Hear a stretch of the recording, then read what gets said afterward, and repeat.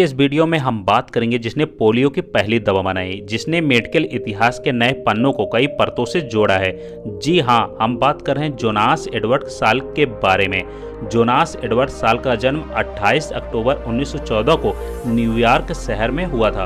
वे रूसी यहूदी अप्रवासी डैनियल और डोरा साल्क के 3 बेटों में सबसे बड़े थे।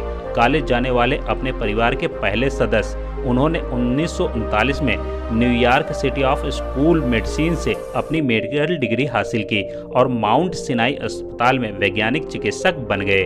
1942 में साल्क इन्फ्लुएंजा वैक्सीन विकसित करने के लिए एक शोध फेलोशिप पर मिशिगन विश्वविद्यालय गए। वे जल्द ही महामारी विज्ञान के सहायक प्रोफेसर के पद पर पहुंच गए। उन्होंने अपने NIU मित्र और गुरु थॉमस फ्रांसिस जूनियर मिशिगन के नए स्कूल ऑफ पब्लिक हेल्थ में महामारी विज्ञान विभाग के प्रमुख के साथ फिर से संपर्क किया, जिन्होंने उन्हें वैक्सीन विकास की कार्य प्रणाली सिखाई। 1947 में इस महान वैज्ञानिक को पीटर्सबर्ग स्कूल ऑफ मेडिसिन विश्वविद्यालय में वायरस अनुसंधान प्रयोगशाला का निदेशक नियुक्त किया गया। National foundation for infantile paralysis, जिसे अब मार्च of dimes birth defects foundation के नाम से जाना जाता है, उससे मिले फंड से उन्होंने उन तकनीकों को विकसित करना शुरू किया जो उस समय के सबसे भयावह संकट पैरालिटिस पोलियोमाइलाइटिस को खत्म करने के लिए वैक्सीन की ओर ले जाएगी। दौर के प्रचलित वैज्ञानिक राय के विपरीत साल्क का मानना था कि उनका टीका जो मारे गए पोलियो वायरस से बना है,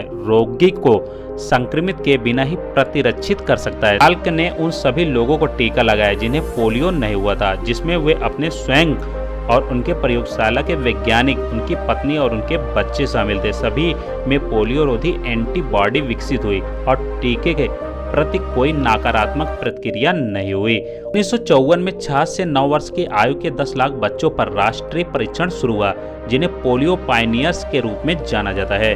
22 अप्रैल 1955 को परिणाम घोषित किए गए। टीका बिल्कुल सुरक्षित और प्रभावी था। टीका व्यापक रूप से उपलब्ध होने से पहले 2 वर्षों में अमेरिका में पोलियो के मामलों की औसत संख्या 45,000 से अधिक थी, लेकिन 1962 तक यह संख्या घटकर 910 रह गई। चमत्कारिक कार्यकर्ता के रूप में प्रशंसित साल्क ने कभी भी टीकों को अपने नाम से पेटेंट नहीं कराया। अपनी खोज के लिए उन्होंने कोई भी पैसा नहीं कमाया, बल्कि इसे यथासंभव व्यापक रूप से वितरित करना पसंद किया। 1963 में ला जोला ने Salk institute for biological studies की स्थापना साल्क की दूसरी सबसे बड़ी सफलता थी। उन्हें नेशनल साइंस फाउंडेशन से $20 मिलियन का अनुदान मिला और मार्च ऑफ डाइम्स की सहायता मिली। साल्क ने अपने अंतिम वर्ष एड्स के खिलाफ वैक्सीन बनाने की खोज में बिताए। 23 जून 1995 को 80 वर्ष की आयु में कैलिफोर्निया के ला जोला में उनका निधन हो गया। आशा सपनों में, कल्पना में और उन लोगों को साहस में निहित है जो सपनों को वास्तविकता में बदलने का साहस करते हैं। आज के लिए बस इतना ही। मिलते हैं अगले एक नए वीडियो में। तब तक के लिए जय हिंद, जय भारत।